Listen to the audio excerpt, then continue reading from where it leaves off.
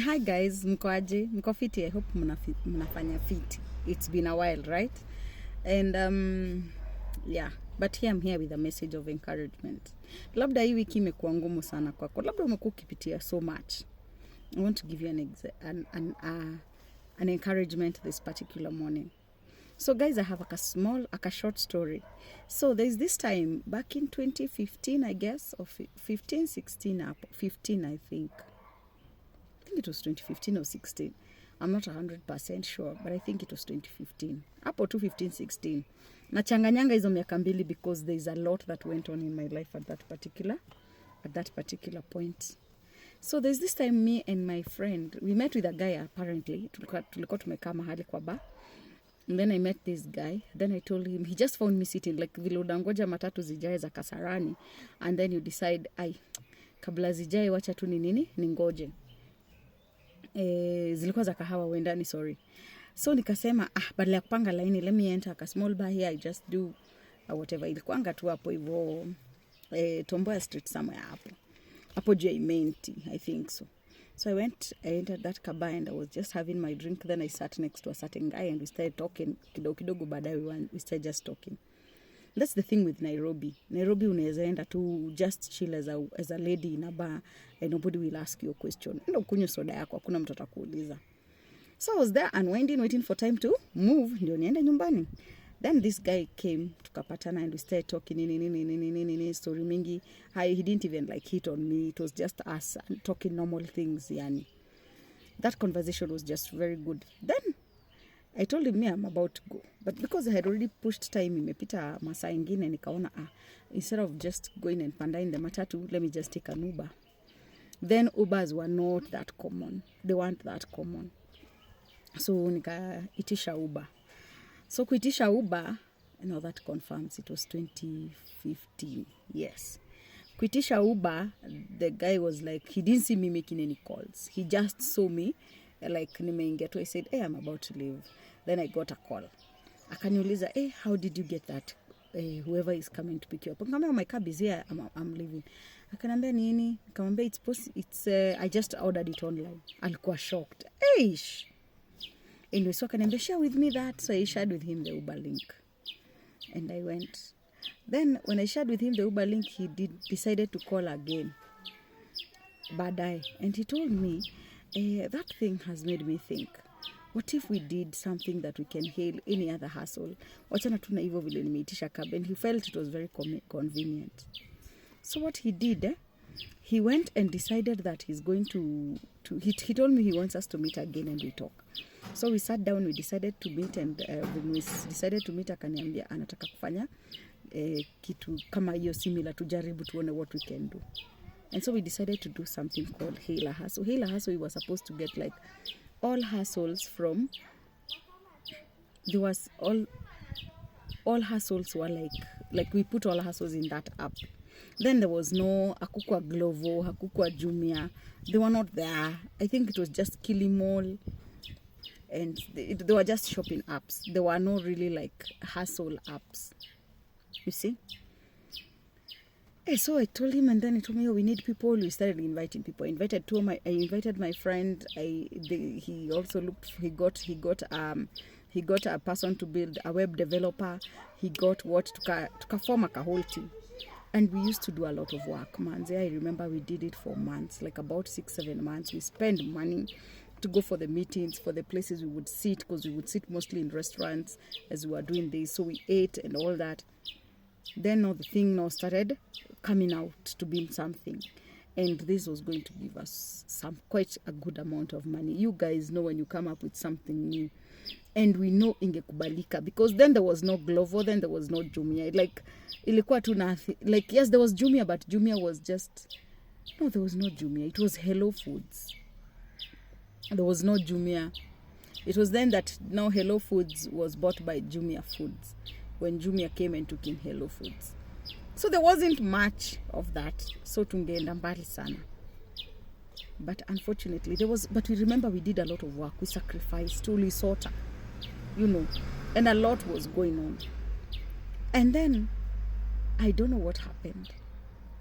While we were almost done, the whole thing ikaisha. the app was there, like tumefika hadi place yenye sasa tuko na the whole thing, yani ile back end yote tumemaliza. What do you need? Tume set up all those structures. In fact, the other day I was looking at that whole thing and I was like, because I still have the documents with me, and I was like, my God, we did a lot of work. Kila mtu alikuwa na come up na inputs. We would even call in ourselves for late night meetings online, like to discuss hii kitu. Tulikuwa tunafanya vitu mingi sana. So one day I just got a call that I have been removed from the whole thing. I'm not serious enough. That was the reason that was given. Kidogo. So I was like, why would anyone do that? We started this thing together. So this person was saying, no, he's the CEO, he's the boss, he's the founder of the whole thing, and it's not bad to be a founder, but anyway, that is not even the point of why I'm giving the story. The point of the story is we did a lot of work at the back there, but eventually things came out. When we were just looking at the end of it, when we would start reaping from what we were sowed those months, hizo miezi tulifanya hiyo kazi yote. Ikakuja hiyo wakati that I am not then I don't know what happened. The group people started falling out one by one.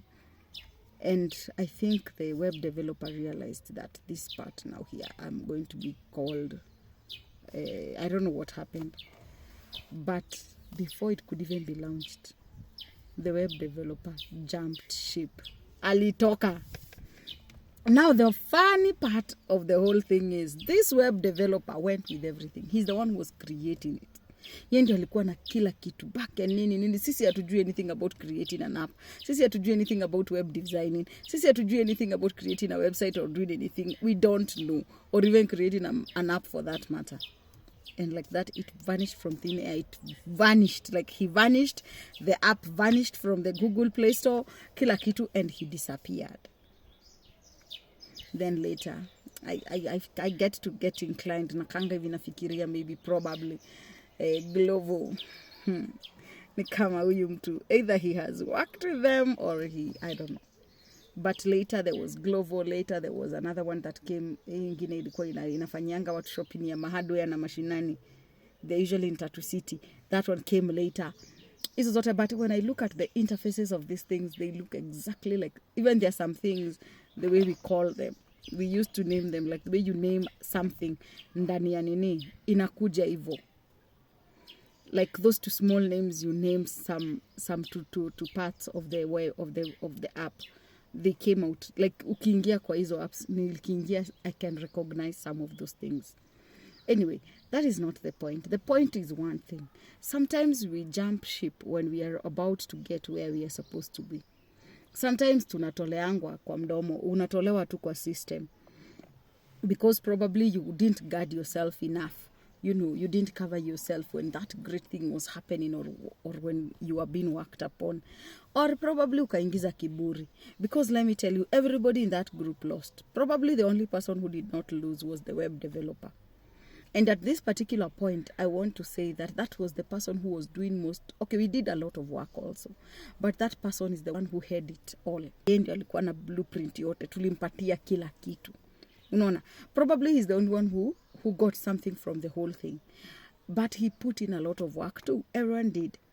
But now, the founder, nothing. The SG operations, nothing. Hakuna mtu alitoka na kitu. I will not say that anyone benefited from that whole thing. But it's because we were not patient enough. We did not include God in that whole thing. We just did it, and some of us had their own personal interests. This guy, I didn't know him enough. So we should have covered ourselves with contracts and lawyers, something.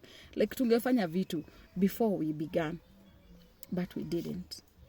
So today I want to tell you today, when something is not working out, go back to God and let God know. Mpe hiyo kila kitu. Then safeguard yourself. Do not listen to other voices. Saa zile tu unataka kutokelezea. Hapo ndo utapigiwa simu na Brayo.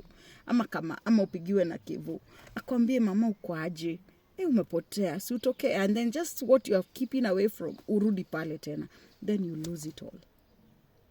There's a lot of work going on in the background. And something good in your life is coming out.